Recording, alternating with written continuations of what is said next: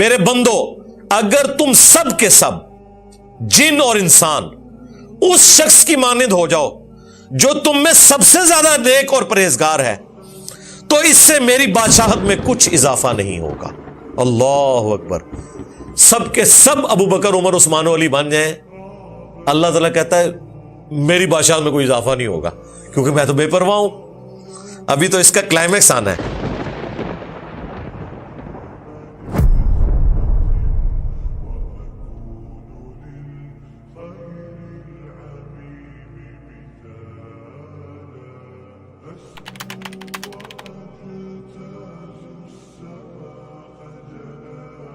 یہ میری فیورٹ حدیث قدسی جو ہیں ان میں سے ایک ہے. حدیث قدسی اللہ تعالیٰ کا وہ کلام ہے اپنے پیغمبر کے ساتھ جو نبی الاسلام نے اپنی مبارک زبان سے بیان کیا, لیکن وہ قرآن کا حصہ نہیں ہے. اس لیے ہم حدیث قدسی اسے کہتے ہیں کہ فرمان اللہ کا ہے لیکن نبی الاسلام نے اپنی مبارک زبان سے اسے بیان کیا اور وہ قرآن کا حصہ نہیں ہے, یعنی وہ وحی مطلوب نہیں ہے, غیر مطلوب ہے. اور اس میں عین ممکن ہے کہ جب صحابہ کرام اسے روایت کریں تو بالمفہوم روایت کریں گے.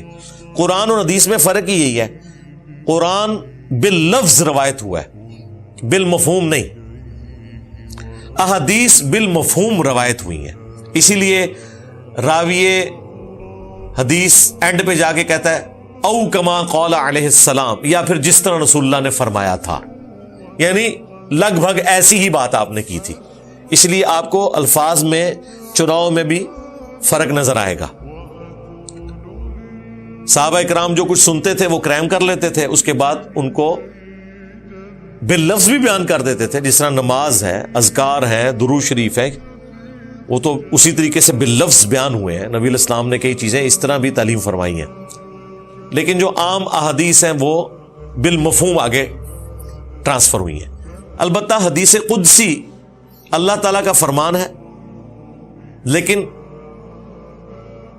رسول اللہ کی مبارک زبان سے. اس طرح کی کئی ایک احادیث قدسیہ بخاری مسلم میں بھی باقی کتابوں میں آئی ہیں. ان میں سے یہ کمال کی ایک حدیث ہے, صحیح مسلم میں بھی موجود ہے اور مشکات میں یہ استغفار والے چیپٹر کے اندر ہے. انٹرنیشنل نمبر مشکات میں اس کا 2326 ہے اور صحیح مسلم کے ریفرنس سے ہے. ابو ذر غفاری رضی اللہ تعالیٰ عنہ بیان کرتے ہیں کہ رسول اللہ صلی اللہ علیہ وآلہ وسلم نے اس حدیث میں جو وہ اللہ سے روایت کرتے ہیں, دیکھیں جی, یعنی روایت آ کے مرفوع ہوتی ہے نبی الاسلام تک یا موقوفاً روایت ہوتی ہے کسی صحابی تک. جب وہ نبی الاسلام سے سنے تو وہ ہم کہتے ہیں یہ حدیث مرفوع ہو گئی, لیکن نبی الاسلام بھی جب اللہ تعالیٰ سے اسے بیان کرتے ہیں تو وہ پھر حدیث قدسی بن جاتی ہے. تو ابو ذر غفاری دیکھیں بیان کرتے ہیں کہ رسول اللہ کی حدیث میں بیان کرنے لگا ہوں جو کہ اللہ تعالیٰ نے ان سے بیان کی ہے, یعنی اللہ تعالیٰ کا اپنا فرمان. اب یہ نبی الاسلام کا فرمان نہیں بلکہ اللہ کا فرمان ہے بزبان محمد رسول اللہ صلی اللہ علیہ وآلہ وسلم. وہ کہتے ہیں کہ نبی صلی اللہ علیہ وآلہ وسلم اللہ تعالیٰ سے روایت کرتے ہیں کہ اللہ تعالیٰ فرماتا ہے میرے بندو میں نے ظلم کرنا اپنے اوپر حرام قرار دے دیا ہے اور اسے تمہارے مابین بھی حرام قرار دیتا ہوں, تم باہم ظلم نہ کرو. یعنی اللہ تعالیٰ کہتا ہے کہ میں بھی ظالم نہیں ہوں, انصاف کرتا ہوں اور ویسے تو فضل ہی فرماتا ہوں, رحمت ہی رحمت ہے, لیکن ظلم نہیں کسی پہ کرتا. چونکہ میں نے اسے اپنے لیے ناپسند کیا ہے, میں تمہارے لیے بھی جو میرے بندے ہوں گے وہ ظلم نہیں کسی پہ کریں گے. میرے بندو تم سب گمراہ تھے سوائے اس کے کہ جسے میں ہدایت عطا کروں, تو مجھ سے ہدایت طلب کیا کرو, میں تمہیں ہدایت عطا کروں گا. وہی دعائے قنوت جو آتی ہے قنوت وطر میں جو حسن ابن علی کو رسول اللہ نے سکھائی صلی اللہ علیہ وآلہ وسلم, اللہم اہدنا فی من ہدیت. ہاں اے اللہ مجھے اپنے پاس جو ہدایت ہے اس میں سے ہدایت عطا فرما, آمین. اے میرے بندو تم سب بھوکے تھے سوائے اس کے کہ جسے میں کھانا کھلا دوں، تم مجھ سے کھانا طلب کرو میں تمہیں کھلاؤں گا۔ میرے بندو تم سب کے سب بے لباس تھے سوائے اس کے کہ جسے میں لباس عطا کروں، تو لباس بھی مجھ سے طلب کرو میں تمہیں لباس عطا کروں گا۔ میرے بندو تم دن رات گناہ کرتے رہو میں تمہارے گناہ معاف کرتا رہوں گا، تم مجھ سے مغفرت طلب کرو میں تمہیں بخش دوں گا۔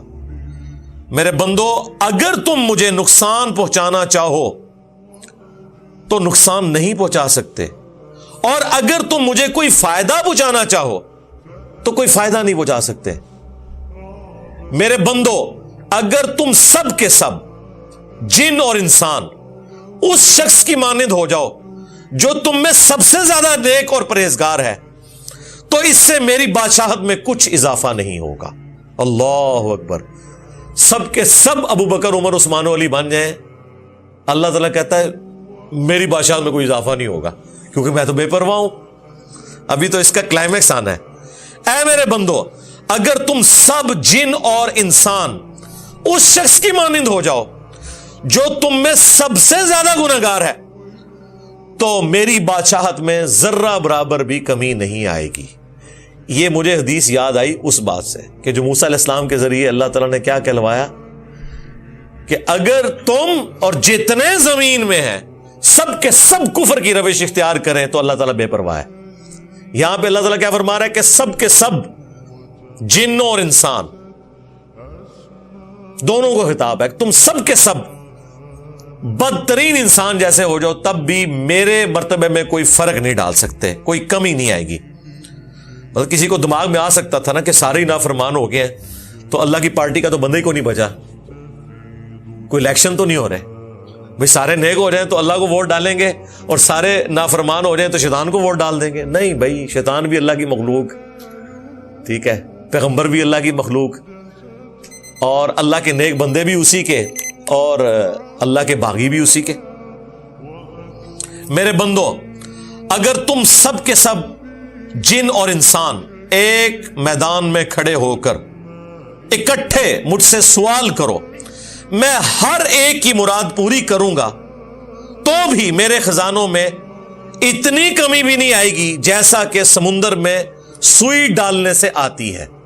یعنی سوئی کے ساتھ جو پانی لگتا ہے نا، اتنی بھی میرے خزانوں میں کمی نہیں آئے گی اگر سارے جنوں انس مل کے نا ایک جگہ جمع ہو کے مانگنا شروع کر دیں، جو مرضی مانگ لے میں عطا کرتا چلا جاؤں تو میرے خزانوں میں کمی نہیں آئے گی۔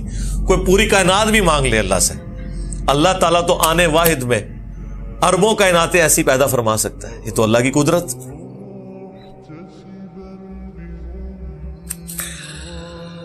میرے بندو یہ تمہارے اعمال ہی ہیں جنہیں میں نے محفوظ اور شمار کر رکھا ہے، پھر میں قیامت کے دن تمہیں پورا پورا بدلہ دوں گا۔ یہ دیکھیں جی، اتنا بے پرواہ رب اور اینڈ پہ کتنا قدر شناس ہے کہ نیک بندوں سے کہہ رہا ہے کہ میرا فضل تو ہے ہی ہے لیکن یہ تمہارے اعمال ہیں جو میں نے سنبھال کے رکھے ہیں، تمہیں اس کے عوض میں آخرت میں بدلہ دوں گا۔ حالانکہ اللہ تعالیٰ یہ بھی فرماتا نا کہ یہ میرا فضل ہی ہے کہ میں نے تمہیں ہدایت دی، میری وجہ سے ہی سب کچھ ہے۔ اچھا، بندوں کی روش یہی ہونی چاہیے۔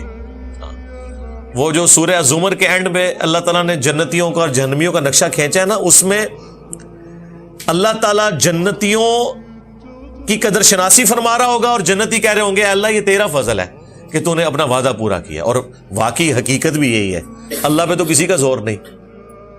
وائی آئی لو گاڈ، میں خدا سے کیوں محبت کروں؟ اس لیے کہ وہ اکیلا تھا، اپنی بادشاہت میں تنہا تھا، نہ چاہتا مجھے نہ پیدا کرتا، اسے مجھے پیدا کیا اور ہدایت دی، ہمیشہ کی کامیابیاں میرا مقدر کر دی۔ میں ہمیشہ سے نہیں تھا لیکن ہمیشہ کے لیے مجھے زندگی دے دی اور ایسی جنت دے دی جس میں میری خواہش کے مطابق جو میں چاہوں وہ ہوگا۔